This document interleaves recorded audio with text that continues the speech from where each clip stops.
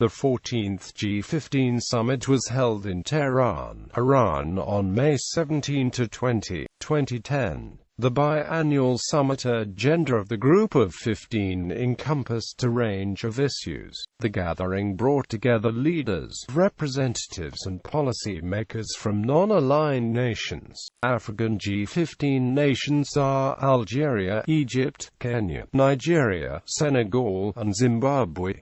Those from Asia are India, Indonesia, Iran, Malaysia, and Sri Lanka. Latin American G-15 nations include Argentina, Brazil, Chile, Jamaica, Mexico, Peru, and Venezuela. Overview. The Group of 15 was established at the 9th Non-Aligned Movement Summit in Belgrade, Yugoslavia in September 1989. The name of this group is unchanging, but its composition has expanded to 18 countries. The G-15 is composed of countries from Africa, Asia, North America, and South America. These non-aligned nations joined together to create a forum to foster cooperation and develop information which can be presented to other international groups, such as the World Trade Organization and the Group of Eight.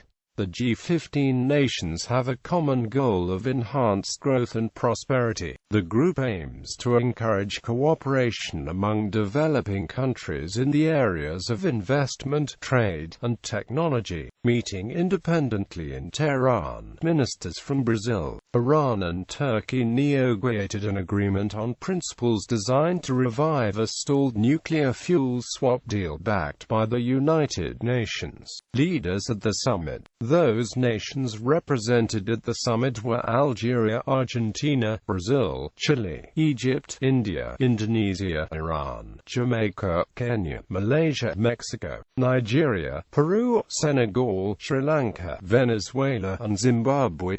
The G-15 membership has expanded to 18 countries, but the name has remained unchanged. The leaders of G-15 nations are core contributors in summit meetings, but only some of the heads of state were at the Tehran event. Guest participants. Belarus was represented by its deputy vice president. The Russian ambassador to Iran was in attendance.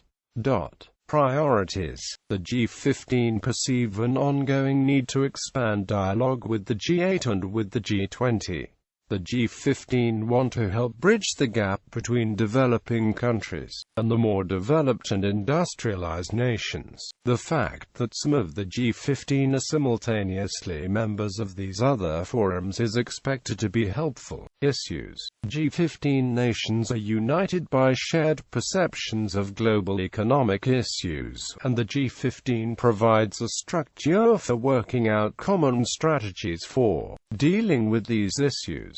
For example, the G-15 opposes using the international economic and financial systems as political instruments. The group condemns the use of coercive economic measures or laws against developing countries. G-15 nations have joined together in hopes of escaping from the more polemical atmosphere in other multinational groups and organizations, such as the Group of 77. For example, the 14th G-15 summit called for reform of Bretton Woods institutions and examining alternate sources of financing for the developing world. Schedule and agenda. The summit was a venue for three-way talks between Turkish Prime Minister Erdogan and Brazilian President Lula da Silva and Iranian President Ahmadinejad. The negotiations led to the announcement of a program of exchange in Turkey of Iran's low-enriched uranium for nuclear fuel processed abroad. The announcement of a diplomatic breakthrough was met with skepticism in Western capitals. The summit focused on the importance of cooperation in facing the current challenges of food, energy, climate change, health and trade. The G-15 agenda included discussions of the Doha Round, intellectual properties and the global financial crisis. The chairmanship of the G-15 passed from Iran to Sri Lanka at the end of the summit, and Sri Lanka will host the next scheduled group meeting in Colombo. The 15th G-15 summit in 2012